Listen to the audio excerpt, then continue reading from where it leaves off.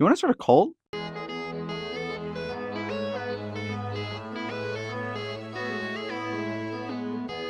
Now, when I say cult, what comes to your mind?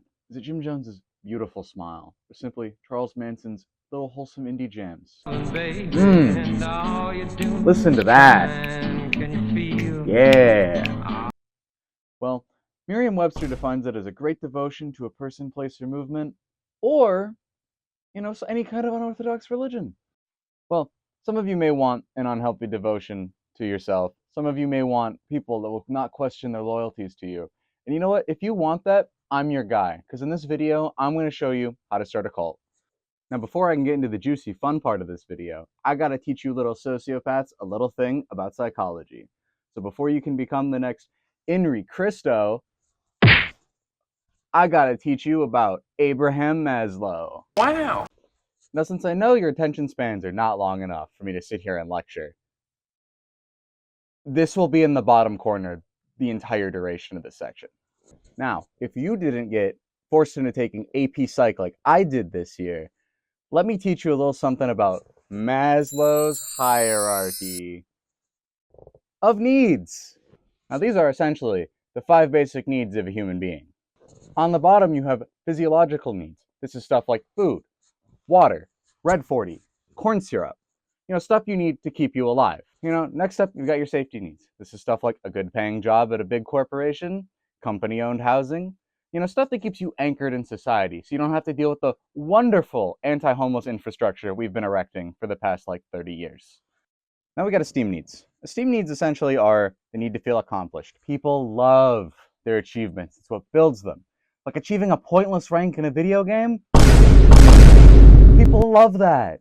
It keeps them motivated. Well, the next one you have is love and safety. And this one is probably the most important because people really do love community. We've been living in them ever since we've been hitting dudes with sticks and rocks, hunting mammoths with the boys, long nights by the fire in the cave. We love community as a species, and this is carried over into industrial society. So when you see people doing stuff like this, and dear God, this, that's really what they're chasing after, is that love and acceptance by a group of people. Now this last one, right on the top here, is self-actualization. What does that mean? It is the most vague, and honestly, I hate explaining it, because you know what? It's like finding yourself and, doing stuff like a white woman would post on Instagram about how they've been reflecting, and, that's so fake deep. And, they find who they are. Each one of these stages is built off the last one. You can't really have, your love of illegal bug fighting if you don't have any food. Now, are you still with me? Great. Get out of here. Get. Come on. Get. Now, you may actually be asking, Mark, how does this social geometry lesson help me fulfill my very healthy and definitely not strange need to have people devote themselves to a point where they'd commit literal atrocities in my name? And to that I'd say, how does it not? This is how cults prey upon people. They take people that don't have the things they need in life and exploit that.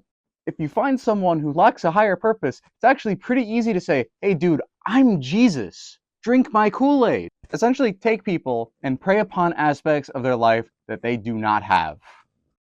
No house? Live in our commune. Food? We'll provide it. No friends? Here's people that believe what you believe in. No money? Ha! 26. I got the devil on my phone. He told me keep doing this. Yeah, the devil told me how to. Essentially take different aspects of human life and make somebody dependent on it. Why do you think most cults live on communes? Because it makes their members fully dependent on who's ever running it. Oh my God! Oh, I want to leave? Well, my house, my friends, and any sources of income are probably gone. And it's not just people that are preying upon these kinds of things. Businesses have been doing this for years. Half the research for this video comes from websites that look like this. These tutorials find real ways to influence people's loyalties, decision-making, preferences, in order to gain loyalty for their brand. Now, I'm not saying these companies are creating anything like Jim Jones or Charles Manson, because that would be insane. However, these things have a real grip over people's wallets and decision-making. Do you think people that wear stuff like this like it because it looks good? No, they want to be this. And then they say things like, but it's Rick, to defend their choices.